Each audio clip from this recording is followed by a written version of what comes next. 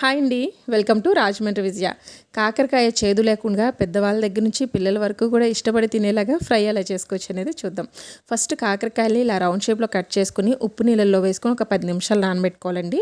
తర్వాత మిక్సీ జార్లోకి ఒక 2 టేబుల్ స్పూన్ల ధనియాలు, 1 టేబుల్ స్పూన్ జీలకర్ర, అలాగే 2 టేబుల్ స్పూన్ల గుల్ల శనగపప్పు, రుచికి సరిపడినంత కారం వేసుకుని ఒకసారి మిక్సీ పట్టేసుకోండి.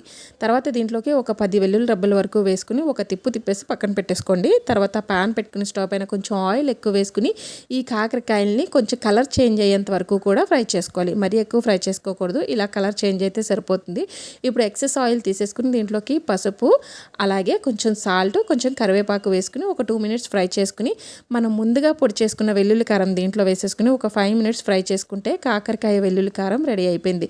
చేదు లేకుండా చాలా టేస్టీగా ఉంటుంది. తప్పకుండా ట్రై చేయండి. Thank you for watching my video. More videos మీరు మిస్ అవ్వకుండా చూడాలనుకుంటే ప్లీజ్ సబ్స్క్రైబ్.